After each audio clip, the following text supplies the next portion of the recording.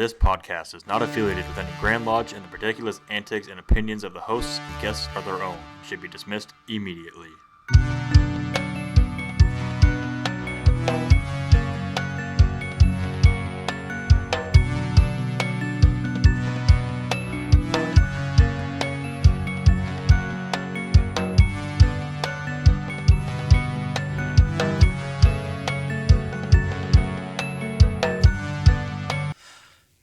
Hey guys, we Howdy. are back from AC.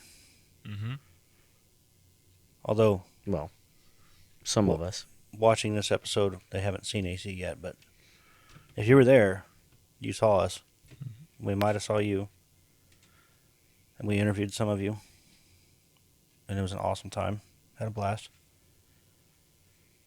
We had power this year, which was a plus. We didn't have to run a 100-foot extension cord. Yeah, we had like at least 4 plugs right at our table. Yeah, that was nice. Spent a ridiculous amount of money on the silent auction. It was well worth it though. All the money went to the Masonic Youth Foundation, so that was good. Yeah, I think they said they ended up raising almost. I think it was just over $4,000. Very nice. Almost 10% of that was me. Yeah. Oops. Should make people do math right now. Oh, that's okay. It's fine. I just told my wife I'm just helping 10%. Yeah. Then it seems like it's not that much. Yeah. So we're going to do this episode much like we've done in the past. We're just going to hit you guys with some interviews that we've done at Grand Lodge, annual communications. I think we had 8 we ended up with.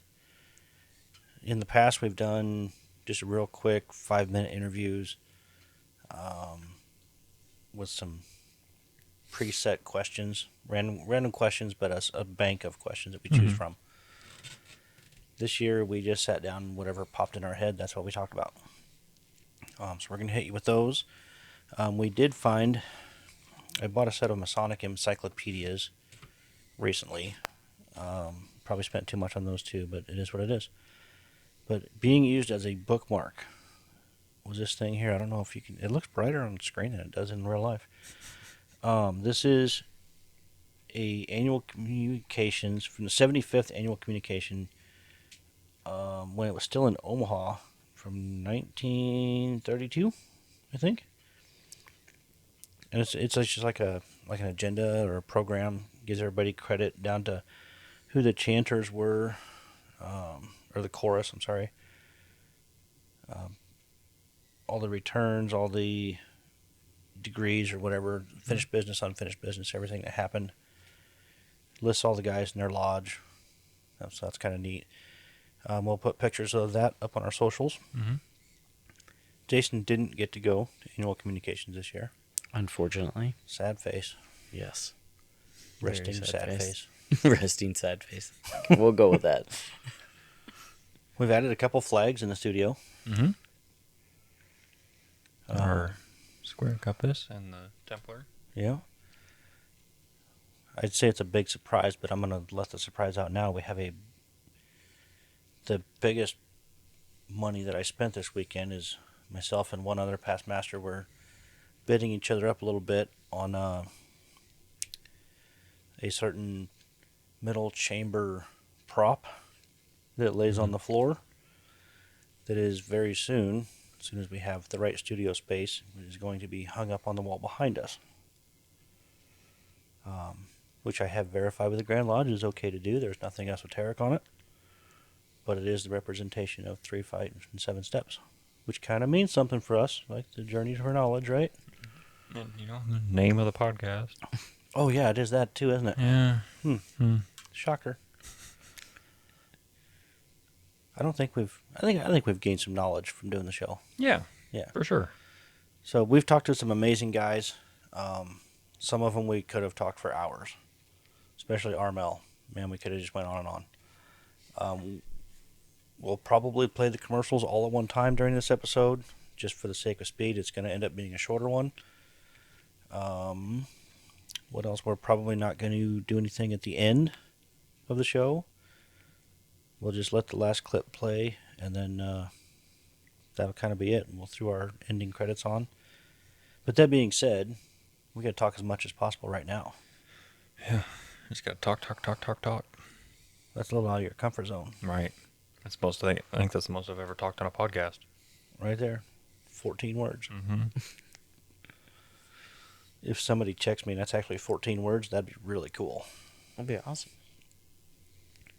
Leave a comment. We do have a rating on our RSS, so somebody's letting listen. Bleh. Let me hit the reset button. Somebody that is listening audio only has rated our show, Nice. which is really cool. I hope it's good. It is good. Okay. I happen to know who it is, Oh, okay. just because I recognize the username. But that's okay. Oh, I've got a studio tattoo Yeah. that's been on our socials. Yeah, you do. It's very large on the back of my calf, which there are a couple of spots on the back of the calf that are kind of spicy. Mm-hmm.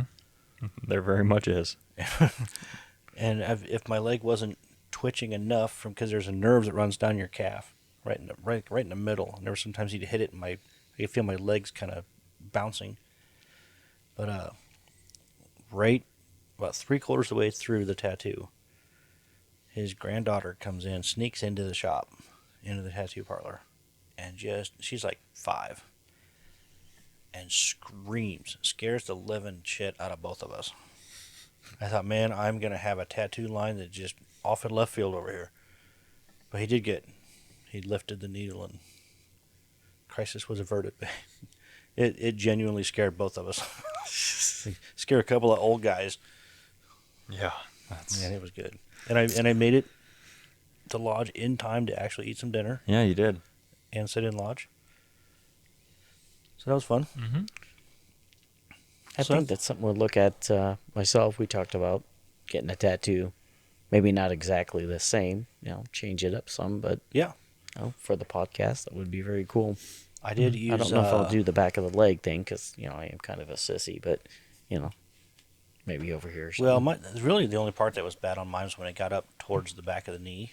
Okay. Like at the very top of the calf, that was pretty spicy. Mm. Other than that, it wasn't too bad. Please verify you are a human. I'll wait. That was loud. That was very loud. I apologize for that. I think the buttons must have got turned in transit between Kearney and here. Sitting in the bag. So for us, we're in Omaha. Our annual communication is in Kearney, Nebraska. It's a lot more central to the state, not necessarily central to the population density. But from Omaha, it's about a 3-hour drive. About a 2-hour drive from Lincoln. But it's fairly central for the guys that come in from western Nebraska. So we have lots of time for fellowship on the way there and back. Yeah. I only saw one police officer on the way out, and apparently he wasn't interested because he didn't turn the cherries on. He could have. They don't call I-80 Speedway for no reason. I-80 Speedway, which actually used to be a dirt track here in town. Yeah. Until a couple years ago. Yeah, they closed it down. Unfortunately. People want to race, they build a racetrack, and then people want to be close to the racetrack, so they build houses by the racetrack, and they complain about the noise, then the racetrack closes. Huh. Don't build a house next to a frickin' racetrack, and you won't have to hear the cars. Mm-hmm. Right. It's a novel concept. Sorry, gearhead, can't help myself. Complain about people street racing and stuff, and then you force people out that are trying to make a living with racetracks. Mm-hmm. It's a blasphemy, I tell you. Blasphemy. I like that racetrack, though. It's a good racetrack. Yeah. And we had Sunset Speedway before that, too. Sunset Speedway, which is really now nice, too. surrounded by houses. Yeah. That was a really good place. I used to love going there. I remember going there when I was a little kid for it was dirt racing, but they had a demolition derby, too. Mm-hmm. And I only remember the demo derby part. I was like 4 or 5 years old. And I remember one of the cars caught on fire, and I was like screaming, crying, because I was so little, I was scared because there was something on fire, Now it's like, we go to the racetrack, and somebody has a burp and a carburetor backfire, and half the car burns up, and all you kind of do is grab your phone and video because it's kind of cool. Yeah, make sure it gets out good. But Unless it's methanol, because then you can't see the flames. That's when it gets scary. yeah. You guys can be on fire and you don't know it. They know it because it's hot. You'd be like, why are you running down the track? Oh, yeah. Oh, your fire suit's melting slowly. I think we've gone off the rails already. We very much have. It must be the mood lighting. It must be very moody in here. It is. It's like a somber. We should have a big skull sitting here or something. Like some more candles. That'd be really cool. That's a little skull. But a skull nonetheless. Mm-hmm. Winning. Jason, what have you been up to? Just staying busy. Work, kids, daughter with being the sweetheart for DMLA. That changes on Valentine's Day. We go to Lincoln and they're going to do a new sweetheart, which we know who that's going to be already. And then a lot of stuff with Job's daughters, pretty much. Just keeping busy. Yeah? Yeah. What have you been up to? I didn't ask you. Work, and unfortunately breaking my hand at work. Huh. And that's been fun. I've heard a lot of people give you grief and make fun of you for breaking your hand with a sledgehammer, but for those of you out there that have ever used a drift and a bearing driver and a 3-pound sledgehammer, you know how easy it is when a race does not want to drive in and you're hitting this friggin' thing about as hard as you can, how easy it is to have it slip off the edge of that drift and hit your hand. We've all done it. Every mechanic has done it. Mm-hmm. Yeah, I mean, I've done it plenty of times, just never this bad. Never had a clean break of your metatarsal, or is it a metatarsal? Metacarpal. Metacarpal. Yeah, tarsal's feet. IR smart-ish. Smart adjacent. Well, Kind of a dumpster fire, but you get used to it. Should be our new podcast logo. Dumpster fire with Studio 357 above it. I almost bought a pen holder that's a dumpster on fire. Yeah. Yeah. From my desk. probably have to hammer out those details first. Yeah. Yeah. Mm-hmm. By the way, you got a drink over here. Are you hammered yet? No. No. I'll have to hammer it down. Oh, man. The jokes just keep coming. We're corny. I'm really digging this lighting, guys. It's kind of somber, mellow. Yeah, relaxed. Just Brings out my sexy voice. Kind I of don't think I have one. It makes me want to take a nap. It has been a long couple of days. It has. Short nights. We had some friends that maybe had 2 hours of sleep last night at Annual Communications. Oh, no. Closed down the hospitality room and then found other venues. Yeah. So I got up at 6:30 both days, and for me, that's like most people getting up at like 2 in the morning. Yeah. Because I usually don't get up and get out of bed till about 10:30. So it was early mornings for me. Oh, man. Well, to be fair, you don't usually go to bed till 1 or 2 in the morning. Right. Yeah, I work second shift, so. All right. Well, on that note, hopefully we're going to do a good job editing this episode you're about to watch. Yeah, it'll be a slow one. We haven't edited it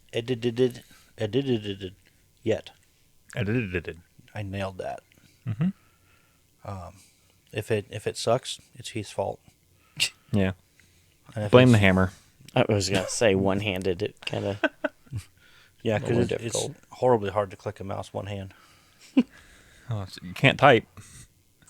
I do all the typing anyways. What are you worried about? Yeah. Wait a minute.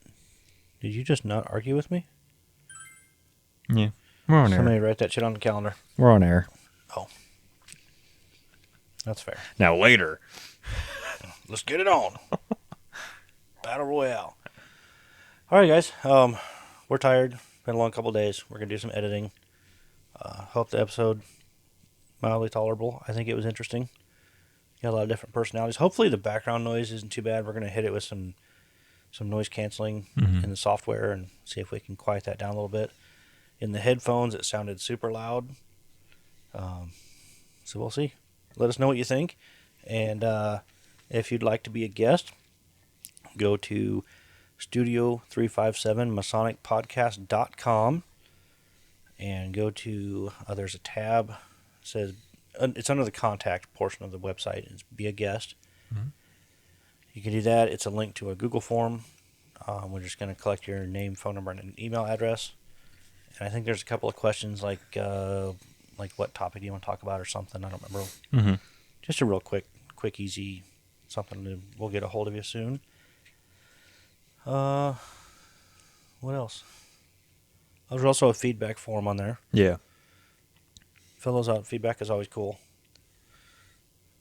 We know we're not that very good, but it's nice to hear if we positively affect somebody's Masonic career. Yeah. Once in a while. So, anyways, hope you guys enjoy it, and we'll see you on the next one. Yep. All right, another quick hitter at Grand Lodge. We've got my good friend, Matt Post. Matt is a dual member of 2 lodges. One of them is the oldest lodge in the state of Nebraska. If you hadn't heard, it's Nebraska Lodge number 1. What lodge was that again? That would be Nebraska Lodge number 1. The other lodge is Mitzpah 302. Yep. And as we talk about our good friends at Mitzpah all the time. So tell us a little bit about yourself. So I was actually raised in Iowa. Ooh. Yeah, maybe this interview's over already. It was a small lodge in Emerson, and I was actually the last person raised there before they unfortunately closed the doors. How long ago was this? 2016, so right about 10 years. Okay. I didn't realize the significance at the time, but the entire Grand Lodge of Iowa, including the Grand Master, came and conferred my 3rd degree. Oh, wow. So, and then he presented me with... Get right up on the mic, Matt. That way get some of this background noise will get cut out. Yep, and then he presented me a small set of gold working tools, and, at the time it's, very overwhelming. There's and so it's much all going cool. on you don't know. Yeah. Yeah, but through the years reflecting on it, I'm like, that's pretty awesome that they came and did that. So I was raised in Emerson, Iowa, but I joined Mizpah in 2017. So Okay. been going there for quite a long time. What appendant bodies are you a member of? So I've gone through the Scottish Rite degrees and the York Rite degrees. Okay. All right. My wife kind of dictates that I don't spend every day doing Masonic stuff, so my involvement has significantly decreased. Which is a very important thing to talk about because Matt's got a younger family. My kids are all out of the house, but in conversations with Matt, it's really important to learn to get that understanding of how important family life is when you've got young kids. He's got how many young kids? I've got 4 now. 4 of them. I'm very blessed. She's super supportive of Masonry. There was a time where I switched departments at work and I wasn't coming because when I was working, and she was the first one to say, you need to get back to Lodge. Yeah. And so it's great. She's super supportive. She right now is hanging with the 4 kids. I'm sure doing great. So we hope. But she's given him a lot of room to go have some fun today. She knows how important it is. But I can say there's many times that I have conversations with Matt where he says, I can't do that. I got family stuff. And that's even more important than Masonry. It is. Yep. I have my daughter's the oldest, and then I have 3 little boys, so maybe 3 future Masons someday. I love it.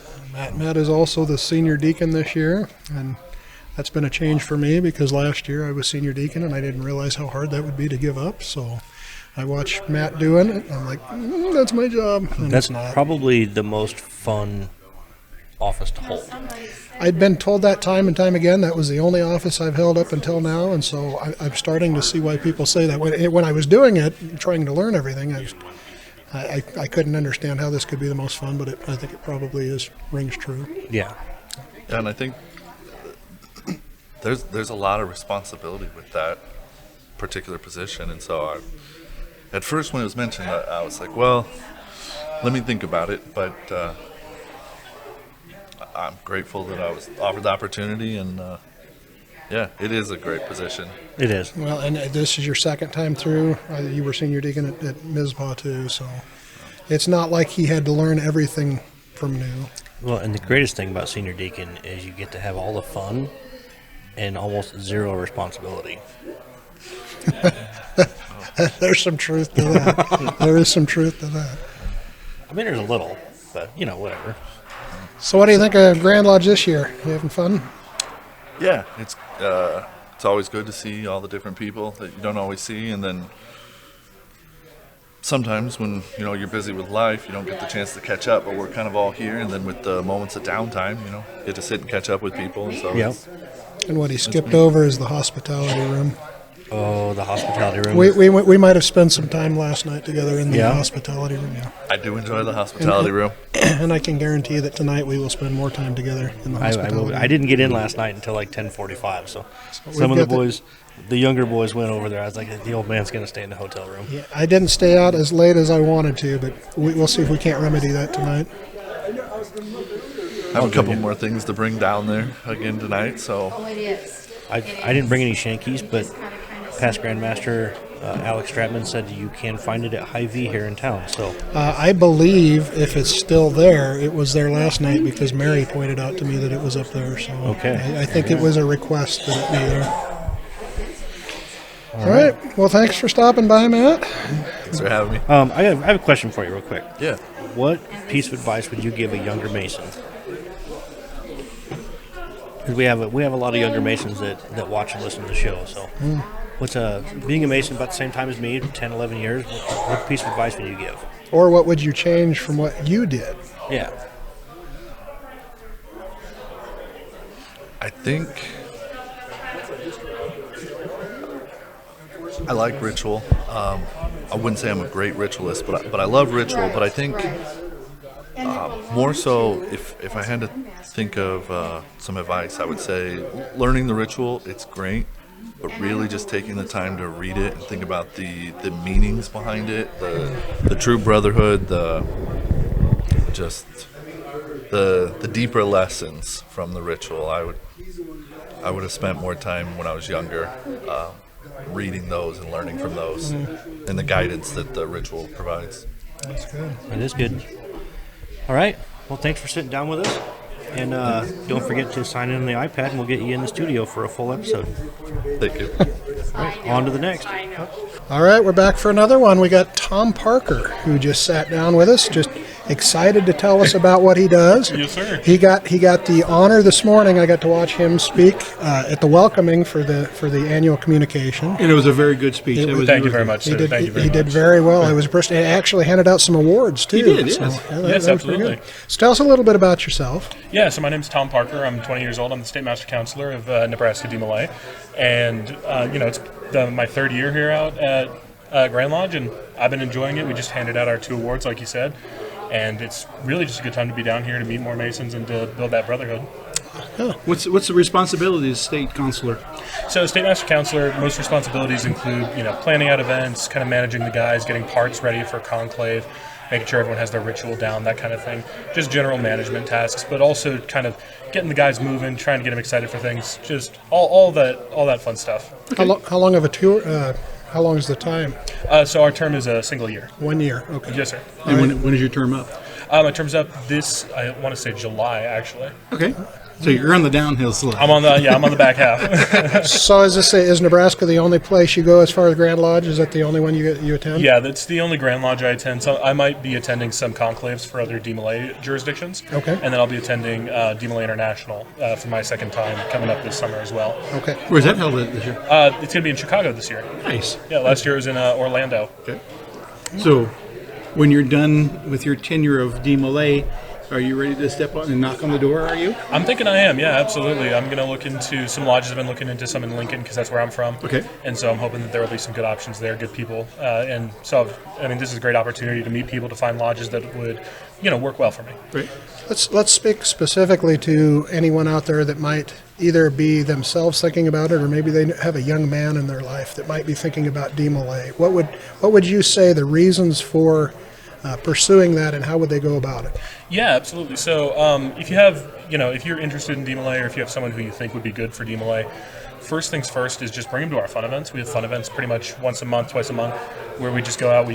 Sometimes we go get ice cream, sometimes we play games, sometimes we shoot pool at my Lincoln chapter. It's always a good time. So we just have fun events where you can get to know people. There's no serious commitment. It's just hanging out, having fun. You can come to a couple of those, and then if you feel like you're knowing the guys, you feel like you're having a good time, and you've found a place for you, then you can come to one of our meetings. We'll initiate you, and then you'll be in DMLA. How do they find out about those meetings when they're held?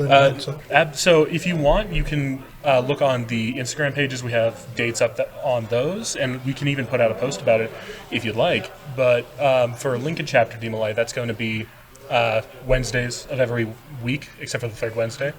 For Keene Chapter, that's going to be second Sundays, and that's up in Fremont. And then for Omaha Chapter, I want to say it's Tuesdays every week. So if you want to get in contact, then we also have emails that we can provide, stuff like that. Sure. And feel free. Go ahead and give us email. Where are the meetings at? So for Lincoln Chapter, we meet at the Lincoln Valley Scottish Rite. Omaha meets at Tangier Shrine, and Keene meets at Fremont Lodge. And then, if you're interested in DMLA, or you have someone who you think would be good at DMLA, feel free to send me an email at statemastercounselor.105.ne@gmail.com, and I'll respond to you as soon as I see it.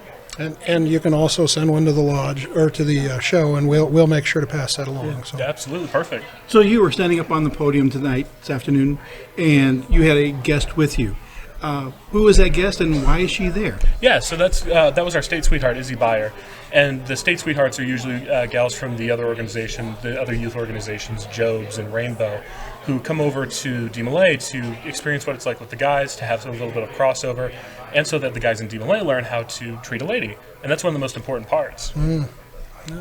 Very nice. So it's not just boys being boys; the boys becoming men. Yeah, it's boys becoming men. It's it's always said about Masonry that it's making good men better.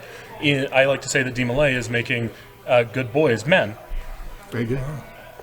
Great. I wish I had known about DMLA when I was. I hear you. I had no idea about it.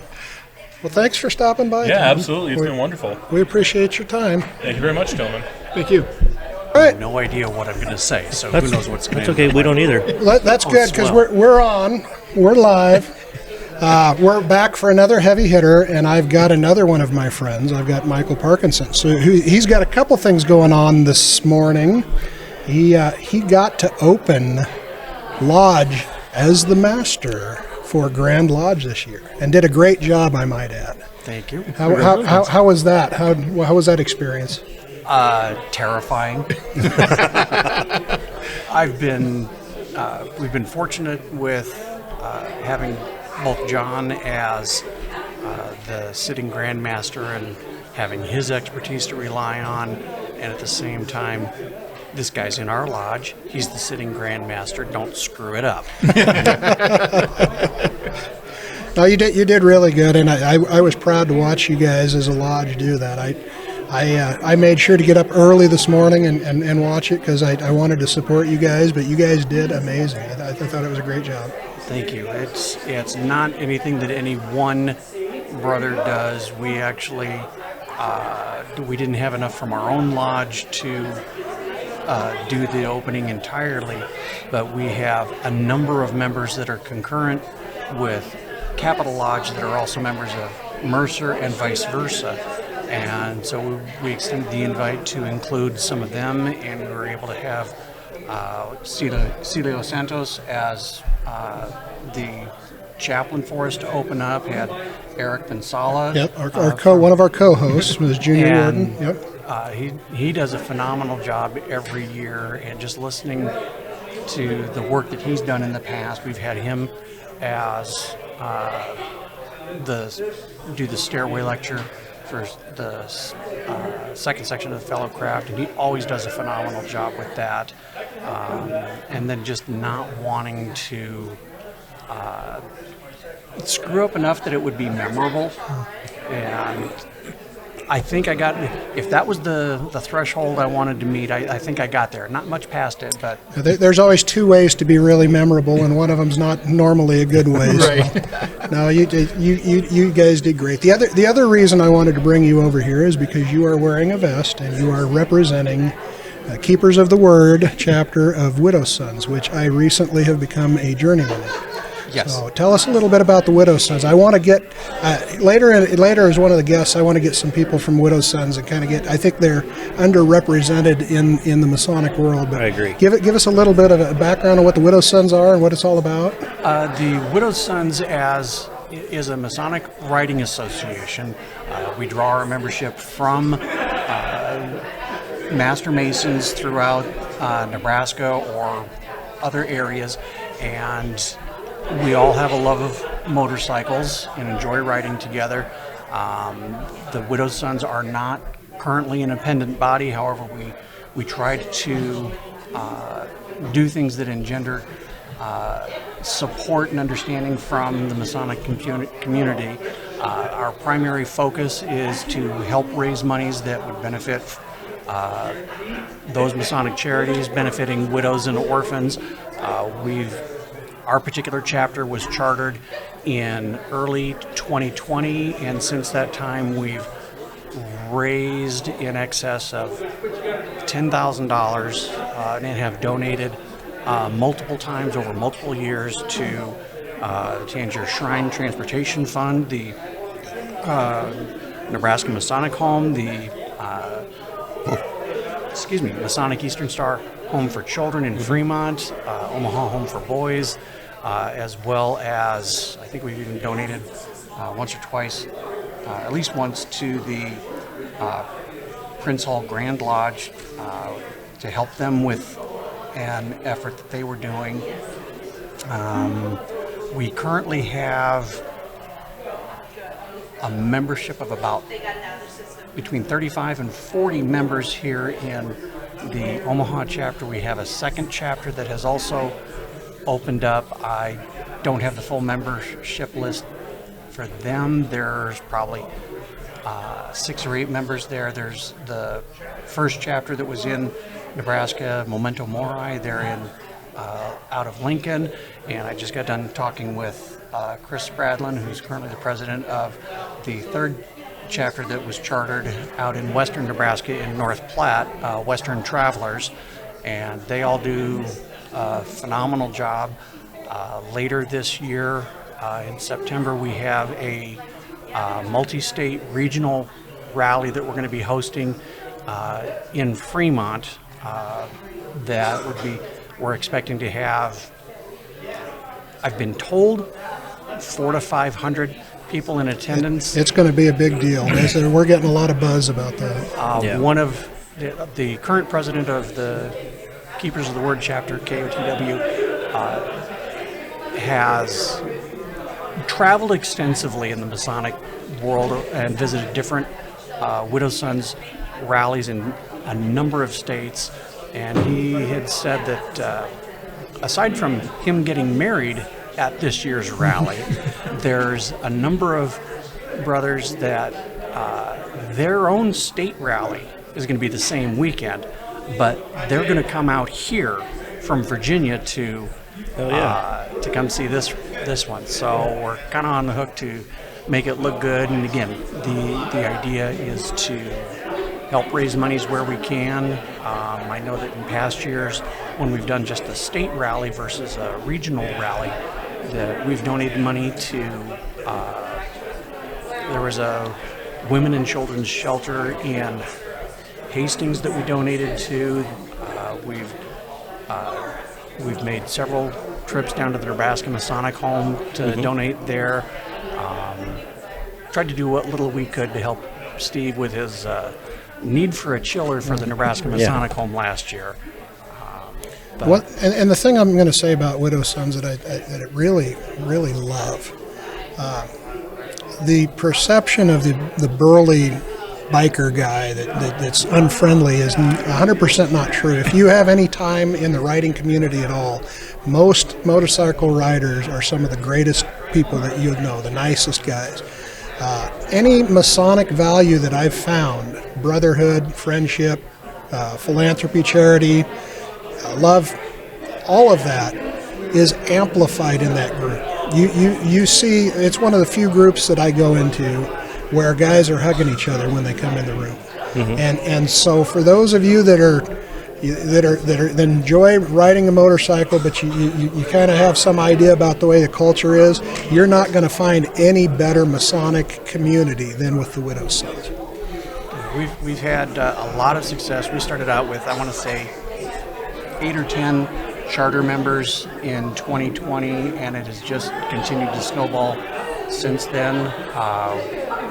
We've had, in fact, there were some of the newest petitions that we've received. We haven't finalized everything as of yet. Includes a gentleman whose father, I didn't know this man personally, but his father was a member of my lodge and had passed away during COVID, and now he's come full circle. He rides, his wife rides, their daughter rides, and he's now petitioned to become a member with us as well, and getting everybody to be able to ride not only together, but also to have that same underlying mindset, or just, what kind of a person are you? I think it's just going to be phenomenal.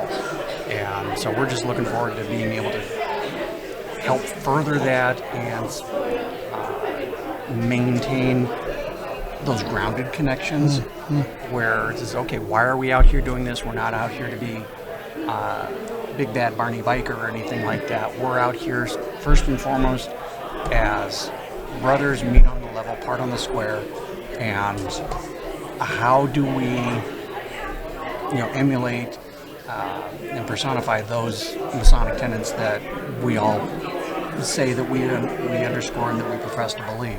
So how would somebody, if they've got any interest at all in joining the Widow's Sons or finding out more information about Widow's Sons, where would they go? They can get a hold of me if they wanted to. They can. If there's anyone in an area, as I said, we have chapters in Omaha, Lincoln, and North Platte.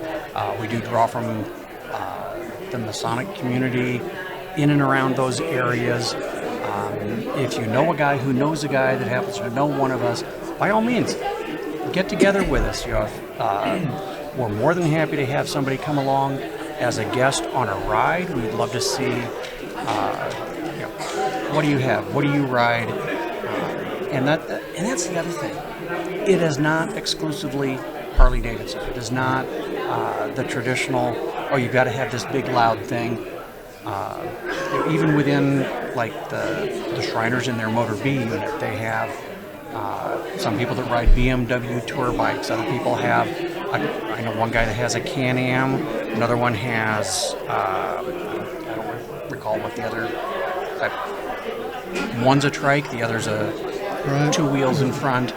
But we all just enjoy getting out, riding the toy of choice. And if you get to ride with other people, that's all the better.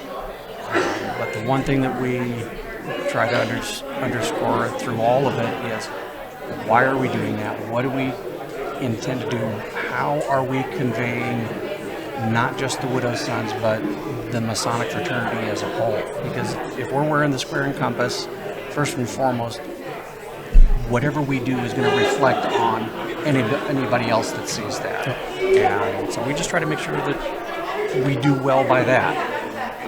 I would give one more shout out to anybody that's interested in getting more information. Our brothers on Two Burning Tapers, the podcast Two Burning Tapers. I love that podcast. I listen to those guys. I laugh with those guys. I learn with those guys.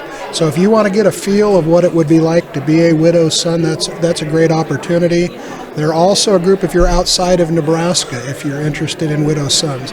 They talk about how you can get involved. The organization is international, so if you have any interest at all, if you're outside of the Nebraska area, make sure you check out that podcast. Could I do a plug for an email address? Go right ahead. Yeah, if anyone is interested in joining the Widow's Sons, I have email for that I monitor for our chapter is widowssons.kotw@gmail.com. Drop me an email. Let me know where you're from, what lodge you're part of, what your interest is, and if you're in Omaha, we'd love to talk to you or just meet with you. If you're in another area, we'd certainly be happy to put you in touch with anybody to help further your interest and help strengthen some of those Masonic ties. All right, perfect. Thanks for stopping by. Thank you for having me. I appreciate it. Thanks, Mike.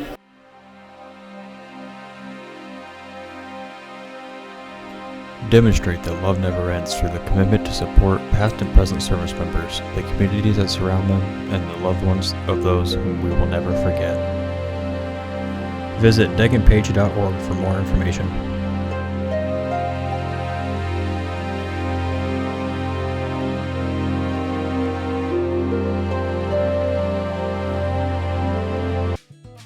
At Homeward Handyman Services, we pride ourselves on being honest and giving every job the attention it deserves.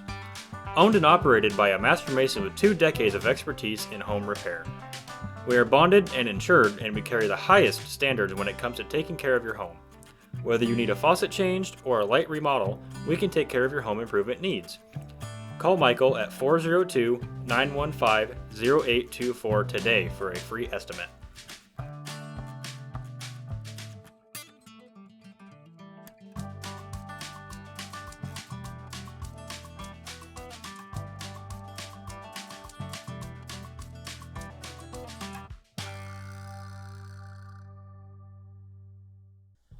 When it comes to something as important as insurance, it's imperative that you work with an agency who has an in-depth knowledge of multiple insurance products, companies, and guidelines, not just one.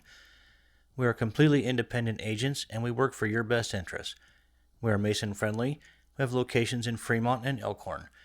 We provide policies for virtually all of your personal and commercial needs, including health and dental. Visit our website at www.theinsurancecenterinc.com. We're available Monday through Friday, 9 a.m. to 5 p.m. Hi, listeners. I'm Brother Samuel. I'm Brother Gabriel. And I'm Brother Ryan. And we're the hosts of the Third Degree Masonic Podcast. We hope you're enjoying Studio 357 as much as we are. If you're looking for further knowledge on Masonic topics, then check us out on the same platforms as Studio 357. And remember, craftsmen, keep your working tools in order. And always be on the level. Now let's get back to Studio 357. All right. I seem to be knowing everybody that's coming over to the table today. Right now, we've got Armel MacDonald, who seems to be in everything that I'm in. Most importantly, I see him at the Scottish Rite just about every meeting. But I think he was in it before you were. Oh, I'm going to venture a guess he might even have been before I was born, but I'm not going to go that far. Maybe we better not answer that question. How long have you been a Mason, Armel? This year is 59 years. Yep, okay. This year is 59 years in Blue Lodge and 49 in the Scottish Rite. Oh, pretty close. So when did you join the Scottish Rite exactly? 77. 77. Blue Lodge in 67, 77 in the Scottish Rite. 77 was when I was born, gentlemen. I'm not going to give my birth date, but at 76, at the end of this month, I'll be 50. Well, I'll give you a little insight. In fact, this came up last night. I was sitting with past Grand Master, who got the Humanitarian Award last night? Jim Carlton. Yeah, Jim Carlton. I was sitting with Jim, and we were talking about the Humanitarian Award, which I received, I think, in 2020. And I didn't see this, but some of our Scottish Rite folks talked about it, that I was making some comments about getting this award, and the Grand Master from Iowa was there, and he was walking out. And this is our folks telling me this was going on afterwards, that I said, if you consider 18 years old as an adult, the single most important decision I made, with the help of others, was to come to Iowa to go to college. And the Iowa is what got him. And he stopped. And he turned around, and they told me he turned around, and I said, because 3 things happened. One is I got a college education at Iowa Wesleyan. and this is in Mount Pleasant, Iowa. 2, as I met my wife as a freshman at Iowa Wesleyan, and 3, as I became a Freemason in Mount Pleasant, Iowa. Changed the course and quality of my life. After I got done talking, he turned around and walked away. So I didn't know what he looked like. You know, I didn't know his name or anything. So I wanted to talk to him, but I couldn't figure out who he was and where he was. What in that amount of time, I'm curious, because I'm a brand new Mason. Everybody knows it's been the last couple of years. What is the biggest change you've seen in Masonry in your time? Well, I'd have to equate it to a small town and a large town. When I became a Mason in Mount Pleasant, Iowa, the school had 1,000 students. The town was, I think, about 8,000. And the joke about the butcher, the baker, and the candlestick maker, they all belonged to the Blue Lodge. The blacksmith, which was a half a block off the square, and both hardware stores were Masons. Both undertakers were Masons. The fellow who operated the supply equipment for the dairy portion, cows, whatever you call that stuff, he was a Mason. The folks that owned the store that sold tobacco and candy, newspapers, magazines, that kind of stuff. You know, so many of the people owned the theater. The lodge owned the theater building, but the theater was called Temple. Temple Theater. Wow. So it was the fellow who made the sign maker in town. It was a Mason.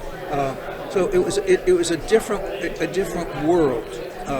And in some ways, very, small town Iowa, Nebraska, I'm guessing would have been similar in that era in 1967. And in fact, when our first child was born, I went into this small store and to buy a box of Hav-A-Tampa cigars. They were a wooden tip cigar. So I wrote a check, New York State driver's license. We'll take that, college ID. We'll take that.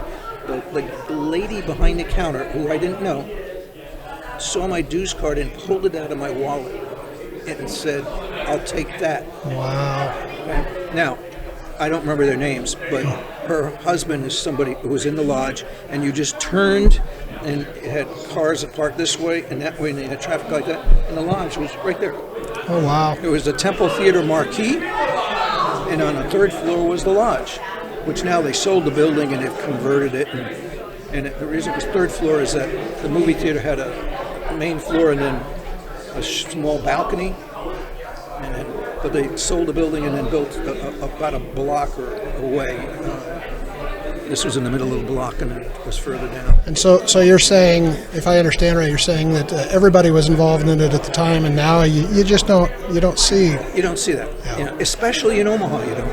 But I would guess if you get into say Hastings or maybe even Fremont, I don't know for sure because I don't belong in any of those towns, but it was a different environment. Yeah. Well, I don't know. So I grew up in North Platte, and that's one of the ironic things is that the lodge was there. I just didn't know about it. I didn't join until I was 48, so it was in the open. I was just oblivious to it. But now, Brother Sean Reed, worshipful Brother Sean Reed, just got back from North Platte. He visited, and he said they had 33 that were attending their regular meeting, and I thought, wow, nice. That's great. Yeah. See, I had a different experience, but when I was a kid, all of the folks that I recall that were movers and shakers in our church were Methodists or Masons. And across the street there was a building that was called the Bartholomew Everyman's Bible Class. And it had on the lower level 4 bowling alleys, a commercial kitchen, dining room, main floor. It had a basketball court and then a stage so you could put on productions, and it had a balcony, and the rooms were lined with Templars, these long pictures occasionally you'll see in these old buildings, and there'd be lines of Templars. So there was a lot of this background of Freemasonry, not overt, but it wasn't covert either. Right. So I mean, it was there. Right. And one of the fellows. I flunked out of college after my freshman year, but I had arranged for a job, and the fellow who got me the job was the president of the A&P Tea Company, Great Atlantic and Pacific Tea Company, Eastern Seaboard, big kahuna. his brother worked for A&P also. So I just went to his office and met him, and I got a break for the summer and went to work for him, and then I worked for him for A&P for 15 months. Went back to college. So, but I mean, it was a lot of the folks. When I remember behind the scenes people. I went to church camp. We didn't have any money. Well, the church camp was somebody paid for it. I didn't. And the Bartolo men's Bible class was Masons. I mean, I thought it was really neat when I was a little kid because these people in the Bible class would bring us boxes of food at Thanksgiving and Christmas. I go, these are the guys who are the greatest thing in the world. I didn't know the reason they were bringing us the food because we didn't have anything. Yeah. I mean, it was, and I said we didn't have anything.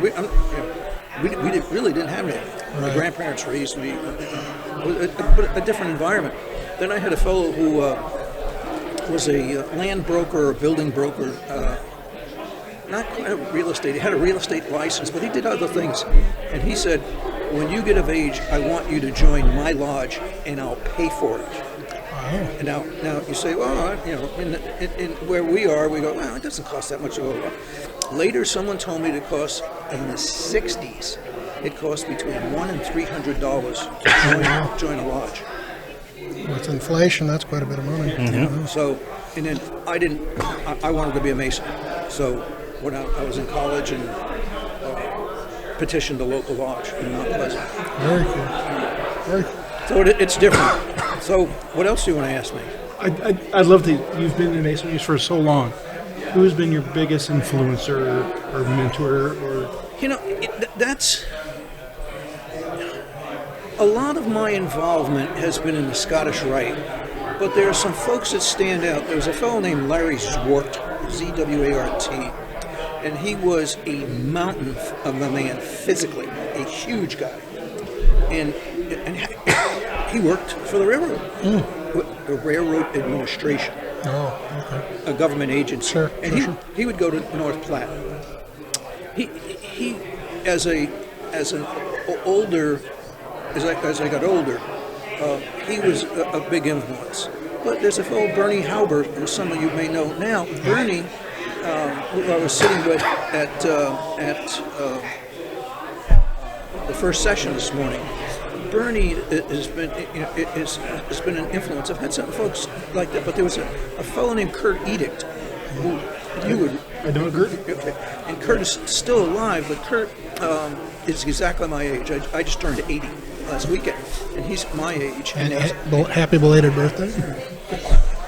And he's an Iowa boy, and Kurt was an influence. But I had a gap. When I became a Freemason, we were in college, and then we were married, and how things have changed. The Grand Lodge of Iowa library is in Cedar Rapids. Well, the Grand Lodge building is there, and the library is in the building.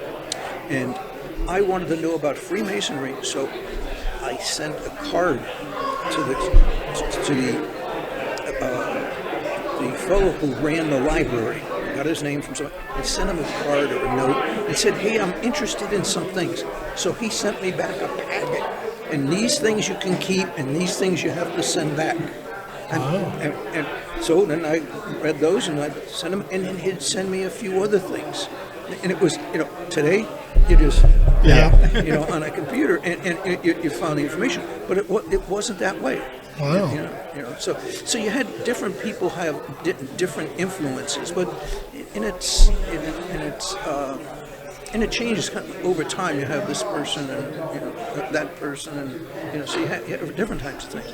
But there's been folks. Dave, you belong to an Iowa Blue Lodge? No.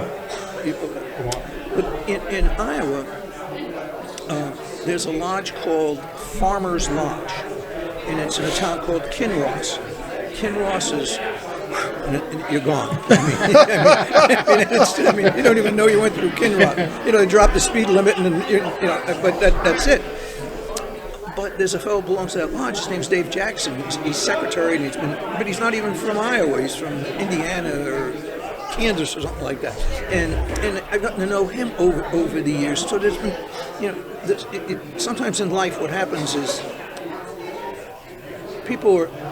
you have a slice where somebody's an influence and this person's an influence and this person's an influence.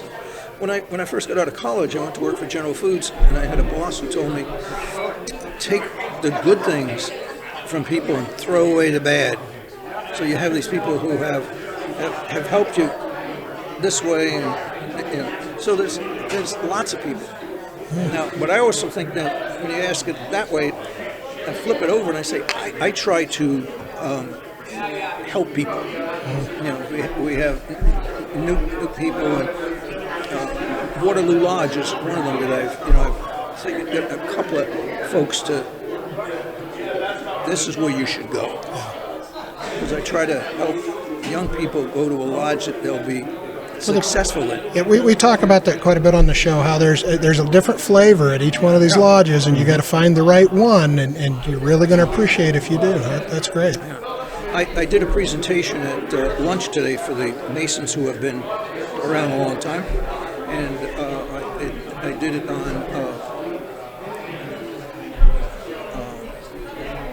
Catholicism and why is the Catholic Church opposed to Freemasonry.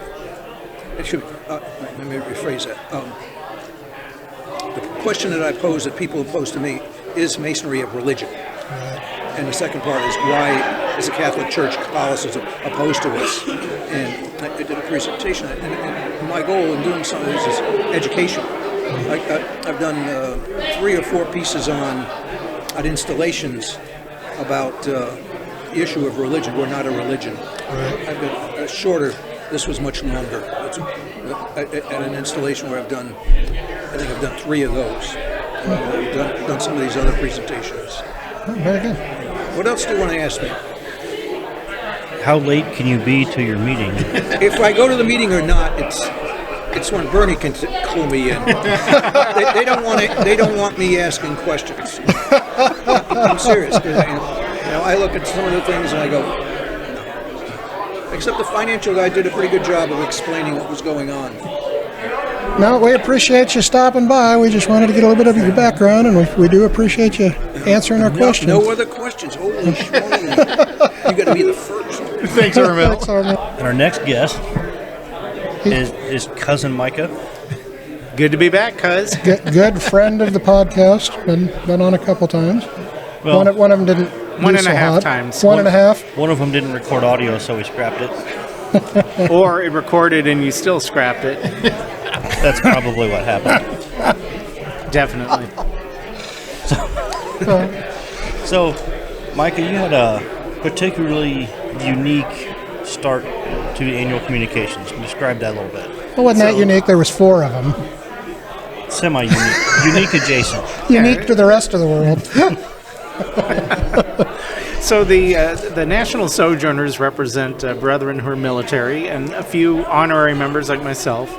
And a subgroup of that is called the Heroes of 76. And one of the things they do is wear colonial uniforms and present the colors and give the toast to the flag. So we came in uniform, presented the colors. Fritz McMullen, who's 3rd National Vice President, gave the toast to the flag. Which was honestly very moving. I've heard that many times. That was probably the most moved I've heard that particular toast. He does such a good job. Yes. Yeah, I've heard him do that for a high school JROTC program. He delivers it very well.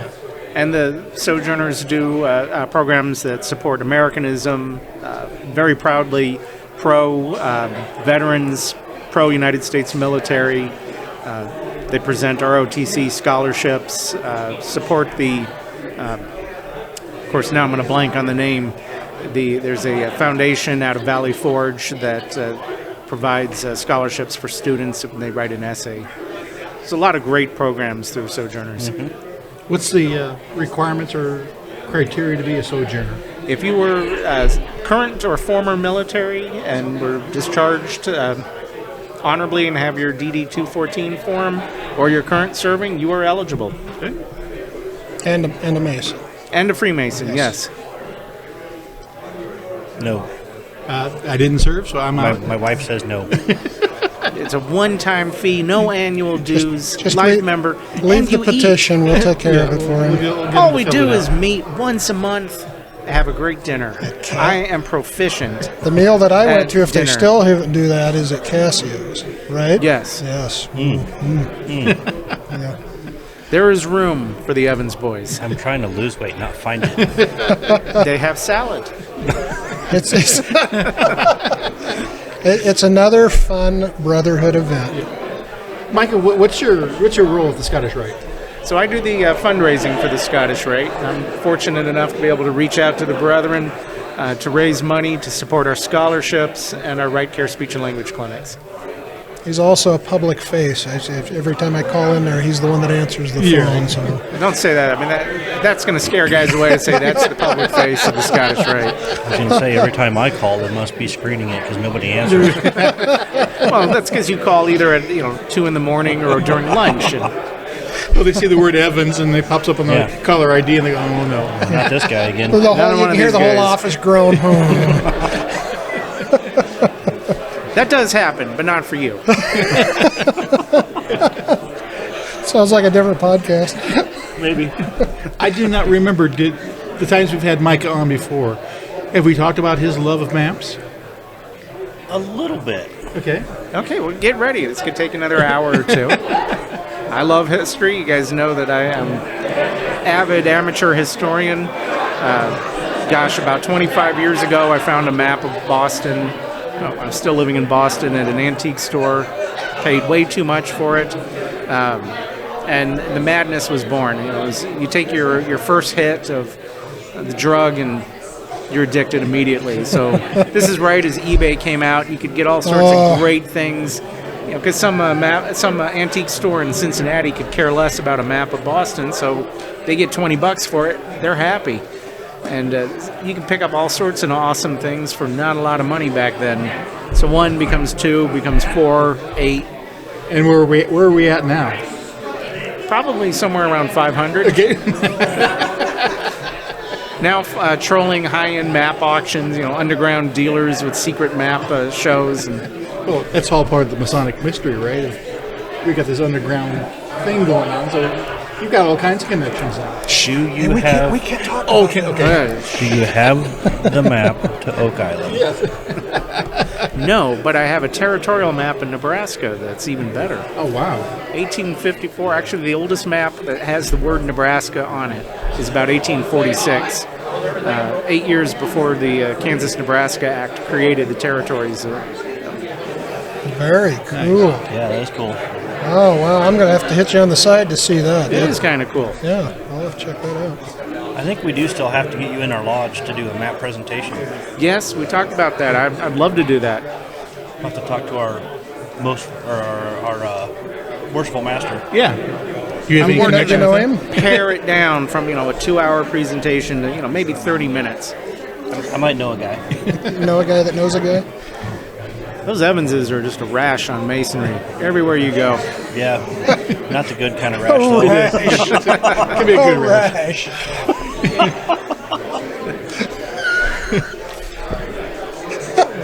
I don't even know how to follow that up. I got nothing for you. I got nothing. I got nothing. And this, my friends, is what happens at annual communication. That's right.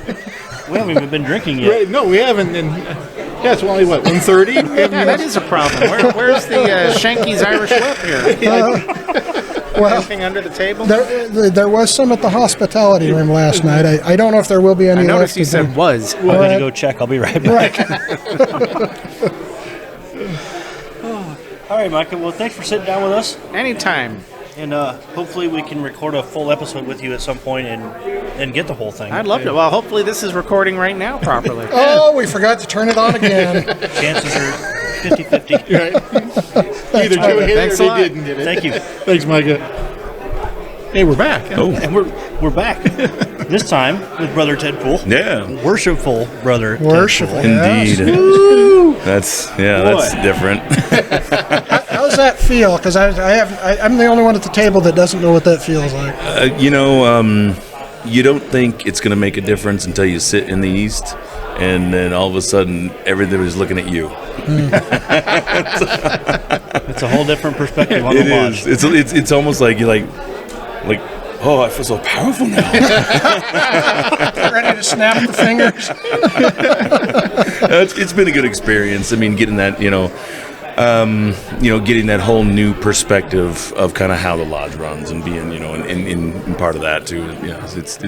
It's a cool experience. Well, I had, I'm not going to mention a name, but I had a master I was talking to just this morning, and he says he feels an imposter syndrome. Okay. And he actually asked another past master that was with him, how long does that last? And he said, not past October. So, do you feel any of that or no? Almost. Okay. Because it is still weird, that, people are asking me for things now. Or, just like, really? I mean, is this really what I'm supposed to do? So should you be asking me this? Right, yeah. You don't have anybody better to ask him? Really, I can't be the authority here. But it's all of a sudden you wake up and you're like, oh shit, I'm the grown up. Yeah, right, yeah. I'm the adult that's supervising. But no, yeah, I mean,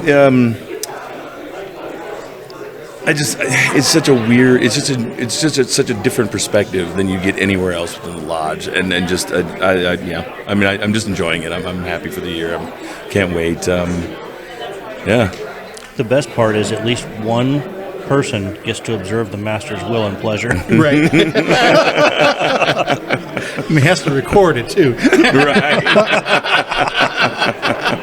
I was going to say that one of the neatest things I've seen in the last week was the pictures of you and Emily together. And I think it is so amazing, a coincidence that she's the queen and you're the master at the same time. You get to enjoy that together. That's something that really shines out in the pictures, and I bet it's a lot of fun. It is. And we kind of engineered it. We're offset kind of because of the way their calendars work versus ours. So, and it works best to our advantage because she's so busy through the year, so I could support her during that time frame. And now that I'm coming now she's taking that role over. But it's a lot of fun. I love going with her to events anyway, and so I'm always happy to spend time with her, and especially when we go places. It's kind of cool. It is. So, Worshipful Master, what do you have planned for your lodge this year? We're gonna do. We've been kind of running hot the last couple years with trying to introduce events and do new things and get people engaged and get guys engaged in the lodge. This year I want to focus on. We've got two main events. That's our Cars for Cause coming in June. I believe are those the dates. Yep. I really want to make the most of that. Refine what we do there. And because of that, we've had good draws over the years, and so I want to build off that a little bit. We're going to be running a big raffle soon, and then we'll be drawing for it there.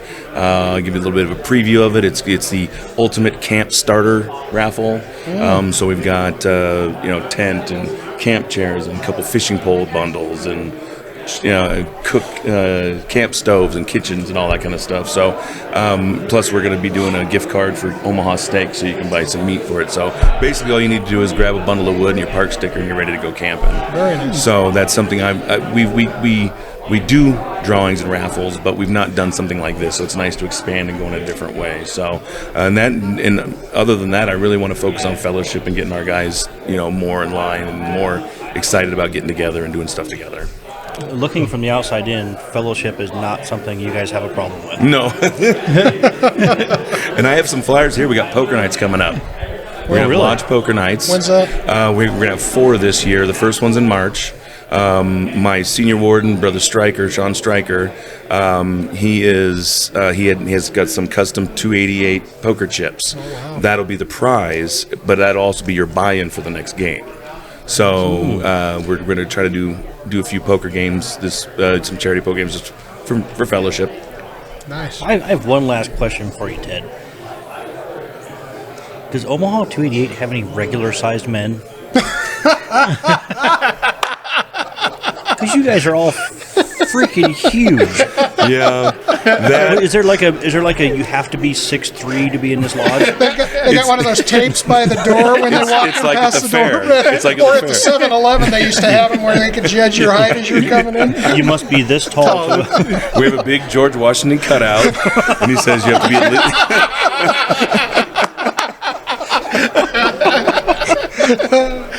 We are some big guys.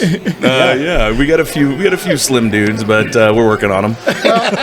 And so then the next question would be, you got Ted's such a great cook. Do they have good meals there, or is it one of those things that you got to fight for every scrap? No, we are big potluckers. Aaron Smallwood is one of our cooks too, and we work together. We cook with the Scottish Rite and all that too. So we're constantly doing food and trying to, come on in, have a plate of food, come and hang out for a little while. We try, at the very least, we do it on our business meeting nights, but usually during fellowship for the month, we got food there. Very cool. All right, well, for more info on Lodge 288's Cars for a Cause, check out our Facebook page. You can look up Omaha 288 on Facebook. This show loves to be a huge sponsor of that. We'll have another booth this year. Can't wait to see you guys out there.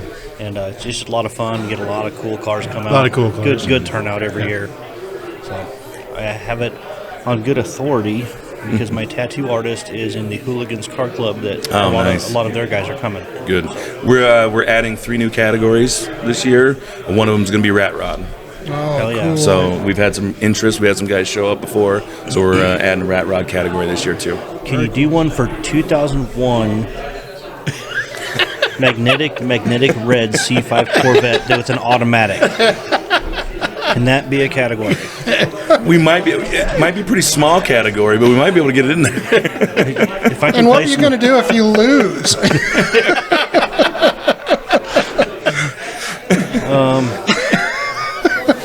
A bigger camshaft and turbo, I guess. Never mind. I didn't ask. Never mind. All right, Ted. Thanks for stopping by, brother. Absolutely. And, we're never far away from each other. No, We'll see never. ya. Yeah. All right. Now we have some royalty with us. This morning we had elections. And Is my hair okay? Yeah, well, right. it looks about like mine. We had our elections for the Grand Line this morning, and Jock here, who was our Grand Junior Warden, was elected to the position of Grand Senior Warden. So first off, congratulations. Thank you guys. Tell us what you think of annual communication. Let's start there. In general, or this year, or every? Both. Are you? I think it's a great time. I'm. Everybody knows I'm from out in the Panhandle, so I don't see you guys unless I'm here. It's just opened up the door for me for creating new friendships and brotherly love and affection, and I enjoy Grand Lodge. I really do. Look forward to it every year. Speaking of looking forward to, what are you looking forward to in this next year from Grand Lodge, from the Grand Line? What can we look forward to? We're actually having that meeting in about an hour and a half.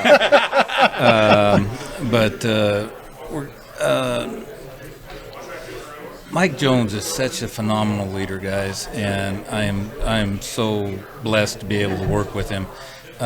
He's planning a big 250 celebration. He's pushing that. Just all the Masonic committees. He's got new people on. He's looking for new ideas. I think it's going to be an exciting year. That's great. Jock, again, you said you're out in the western part of the state, which I spent some time in there. But most times I see you're traveling in one trip. I've seen him at the last 2 reunions at the Scottish Rite. He drives straight through, he does the degree, and then he drives straight back. How many hour drive is that? It's 12 if I do it one shot. I don't think I'm going to do that anymore. I'm just not worth anything the next morning at work. I might as well stay somewhere and get a good night's sleep. But also I wanted to mention, backing up a little bit, Mike's looking at expanding the golf tournament this year and having a Western event as well. Great idea.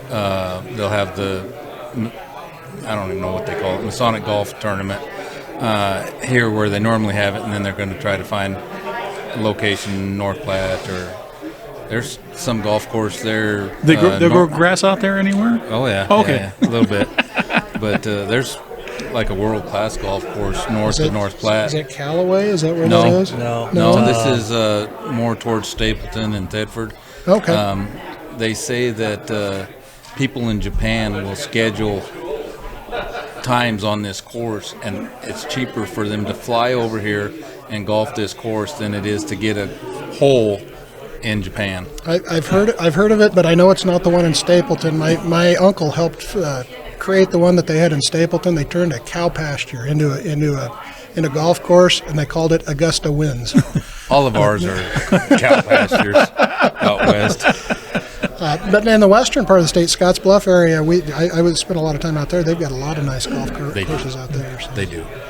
What's your Masonic background? I got into Masonry because I saw so many great figures in our American history that were Masons, and I decided I wanted to be a part of that. So I started asking questions. I found out that my father-in-law was a Mason. I think he was one of my signers. And went through the degrees. I set out a year, and then totally got immersed in it. I'm a veteran, and I didn't realize that I was missing the band of brothers that I had. And I hate that term, I really do, but it explains it. And once I realized that I was missing it, I love Masonry. I came in short form, but I can prefer any of the 3 degrees.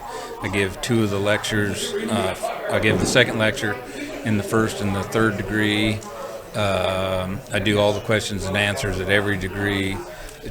Masonry is what you make it, and I've made it a passion of mine. Very nice. That's a testament to us short formers. Because there's a lot of guys that came in short form, like you and I did, and they think they got robbed of something, and you really didn't. You're not going to learn it from going through long form. Well, in either one of the cases, so I was long form, but in either one of those cases, it doesn't matter how you got in, it's what you're going to do after that. Because I did long form, but if I just stopped there, I'm not going to learn anything else. Right. And that's the whole point is to continue to learn. And I went short form and spent 10 years trying to learn anything, and I'm just now starting to get it. And as far as the business meetings and opening and closing and that ritual, you don't even really have to study that. You just sit through the meeting, pay attention to what the others are doing. I had an exceptional mentor. He passed away a couple years ago, Todd Harris. But the guy he challenged me without challenging me, and just really inspired me. Because of him being, and I had 2 mentors. The master of our lodge this year, again, is Brad Dutton. But it was him and Todd Harris. And because of Todd, he always did the first craftsman in the 3rd degree. And I'm reading my cipher, and I'm like, Todd, isn't this my position to be doing this? And he said, yeah, it is. And I said, well, then I want to learn it. And so he worked with me on learning that. And then because I learned that, learning that second lecture in the 3rd degree was cake. Right. And he told me that I was the first person in 14 years that had attempted that. And so, like I said, he challenged me without challenging me, and then he got me to the goal. So, and new brothers need somebody like that. And hopefully, we can all do that. Yeah. What branch of service were you in, John? I was in the Army. Okay. I was in the Marines, and it's a brotherhood for anybody. I see everything's color coded here. Yeah, just like crayons. But you don't see the crayons anymore. They're crayon colors, though. No. Well, thank you for your service. There's the colors. Oh, shit. Cut. So getting to where you are, and you've still got a ways to go, but getting to where you are, what advice would you give to that new Mason just starting out? Attend meetings, attend the public functions, encourage your lodge to get out in the public eye and be visible. I love the adage, we're a secret society. We're not a secret society, we're a society with secrets. So I think too often people want to stay in the background and not be visible, but we need to be to grow. We need to be visible to be recognized, and we can everybody, no matter where you're at, can do something for your community. Mm-hmm. And Masonry is a good platform and tool to do that. I love that we're not alcohol related. I'm not slamming the Eagles. I'm a member of the Eagles as well. But one of the things that I love about Masonry is that, okay, let me backstep that, because every annual communication, Shriners event, somebody's getting drunk. We're not anti-alcohol either, but it's not. That's not what it's built on. It's not part of our framework, and I love that. Yeah. There's no drinking in lodge, before lodge, so on. Yeah. After lodge, certainly. So, going forward? What kind of plans does the Grand Lodge have for including or incorporating younger members? How are we going to get younger members into this? Actually, Right Worshipful Craig, Prang, and myself have been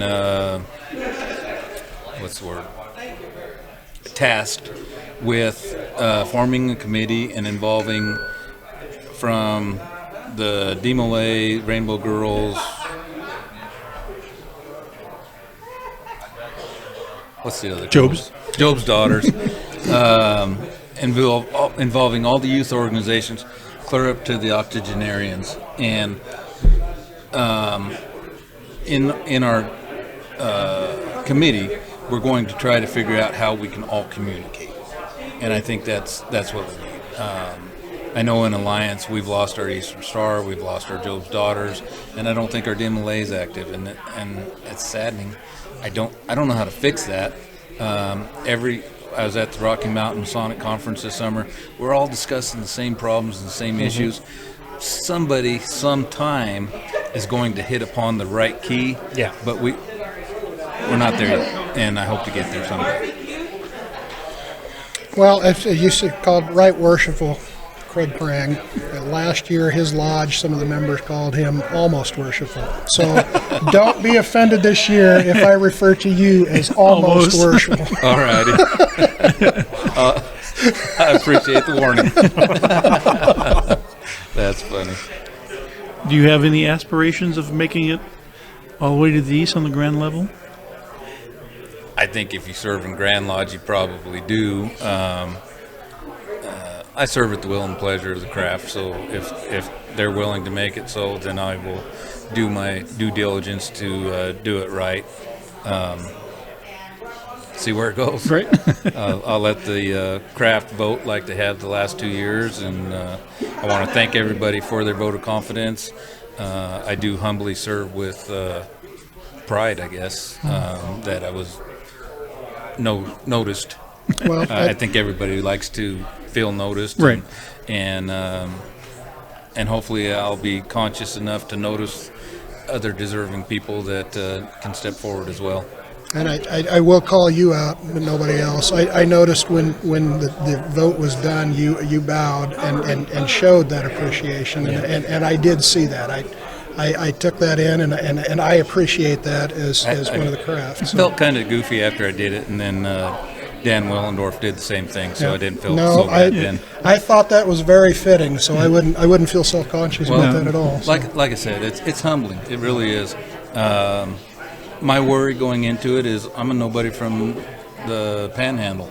Half you guys don't even know where Alliance is, sure. But everybody knows where Blair and Wahoo and Elkhorn and Omaha. Of course, they're all one city to me, but so it's I don't know, but that's Masonry. It brings everybody together. Well, I was going to say my opinion, not the show's opinion, not the Grand Lodge's opinion. My opinion is that's what we need is someone that's a nobody. Not that they don't know anything, but that kind of mentality is the kind of leadership that I feel that we need. That almost goes political right now too. Yeah. So, Right. Thank you. Yeah, I would agree with that. Yep. I don't know. Yeah. Well, we appreciate you stopping by. We really do look forward to this year. Let us know as a podcast how we can help get the word out and any events that are upcoming. And Okay. I look forward to seeing you. Hopefully it won't be a 12-hour drive the next time I see you. Well, it'll be a rest stop in there somewhere. Yeah, well, and actually I enjoy doing that too, you know. It is a dedication of time and fuel and whatnot, but I enjoyed those 2 times that I was down there participating in that degree, and glad to be able to serve.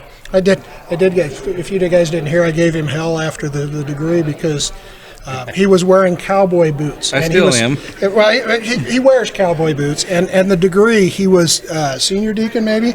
Anyway, he walked around. It was clomp, clomp, clomp, clomp, and it echoed throughout the Scottish Rite. Oh, how I said cool. that was really neat to hear.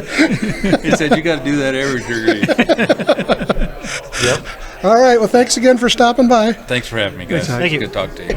We're back for another one, and this time again, another one of my good friends, Hal Cottrell. That's because everybody here is a friend, Jim. Everybody's a friend, that's true. Hal, Boy, that's the truth, isn't it? Yep. I'm going to embarrass Hal because Hal is one of those servant leaders that we talk about all the time. In all sorts of organizations, he is a leader. He's in committees on the Grand Lodge.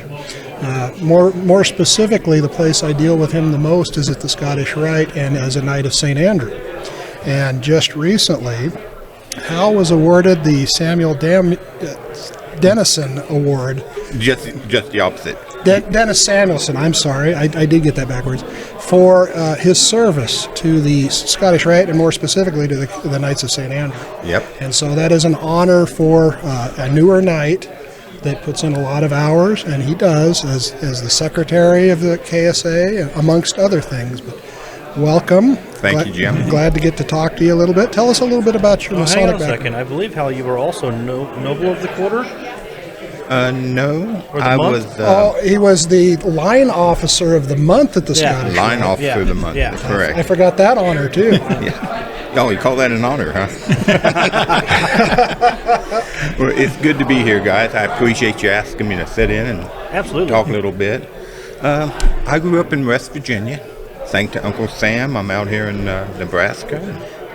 Love it. I enjoy being of service to the craft, so that's good. How long have you been a Mason? 18 years. 18 years. And how many organizations, how many appendant bodies are you in? Oh, I think 5. So. What all? Well, let's see. Of course, we got Scottish Rite. You talked about that. KSA, Tangier Shrine, Legion of Honor, and the Tangier Shrine Chanters. That's right. And you don't know what the Chanters are. That's the organization in the Tangier that goes around and sings for everybody. They've got the better voices of the group of the Well, Tangier. I don't know about that. Oh, yeah, you do, Hal. You do. And Hal is also a musician. Yes, I am. What do you play? Play guitar, mandolin, some banjo, upright bass, primarily bluegrass and country music. Nice. I go around to the different retirement communities, Masonic home and stuff like that, and play for about an hour for them, and they love it. Nothing to do with that West Virginia growing up? Oh, no, not a bit, not a bit. My wife said it's not if you're going to play, but what you're going to play. Gotcha. What got you into Masonry? Well, I was getting ready to retire from the military, and I thought, I need some place that I can find a brotherhood of people that I can go to and talk to and, reach out and have fun.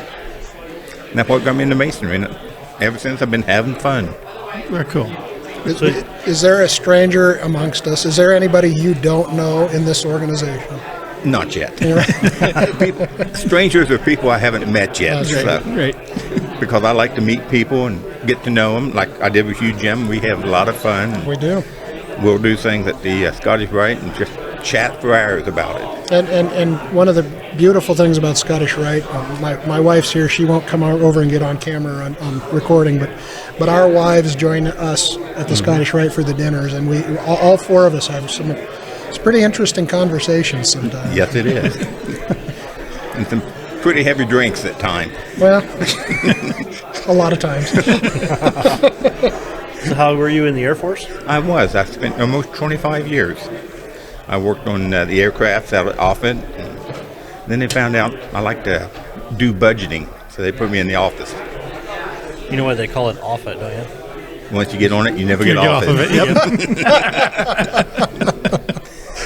Well, thank you for your service. Well, thank you for that. I appreciate it. Yeah. I never had the opportunity or the drive to do so far, but I definitely recognize and honor those that took that sacrifice, be it 4 years or a lifetime, whichever it is. Absolutely. Because once you join, you're always there. Right. So what kind of things are you doing here at Annual Communication that you're enjoying? Well, I'm enjoying just the camaraderie of everybody, getting to talk, and people I don't see but maybe once, twice a year. Mm-hmm. Getting ready to go up to the different committee meetings upstairs and see what they got in plan for us. What other committee you can join on that? No. The wife said she would kill me. That seems to be a common theme. Yes. I told Jim, you need to learn that Masonic word. No. I can't say it. It's hard to say. It's hard to say. I have zero problems saying it. I got to get there. Although she keeps telling me I can't join the shrine. Until I quit something else. What am I supposed to quit? What do I quit, Joe? You think on that, get back to me. There's a lot to choose from. There is a lot to choose from. Joe and I will talk about it, and we'll get back with you. Yeah. Right. Give you that good counseling you need. We'll let you know what our committee finds. We'll let you know what you've been kicked off. Dear John/Jim, dear Jim. Dear most worshipful, none were more shocked than I. So what do your primary duties or your loves down there at the Scottish Rite? The primary duty is KSA, Knights of St. Andrew. I love, being with them. We do service for the Scottish Rite when they need somebody to work greeting people or attending the bar or whatever. I enjoy doing that. Okay. You get to meet people. I'm also in the, they call it the Line Officer Guild, where we get to put in the input into what goes on at the Scottish Rite, and we enjoy that. Okay. And depending on the event, the line officers also serve, or depending on what the event is, maybe they're the ones that do the tables or whatever it is. Just throwing a little bit of elbow grease along with it. So. That's a lot of it right there. The workhorse of the Scottish Rite. We call it the people that is the face of what you see behind the scene. Right. So. Yep. And at KSA, he is the secretary, so he's the one that keeps us informed and in line, and tells Venerable Master Wally what the way it should be. Well, kind of like in Blue Lodge, the secretary's the one that tells her. Yeah, they're in charge. Also, are you still secretary? No, you just stepped down as secretary. I just stepped down from that. Yep. But I am senior warden at Albert Pike Lodge. So. Oh, you are. Yeah. So. How long were you secretary of the lodge? 8 years. And how'd you get out of it? Good question. Asking for a friend.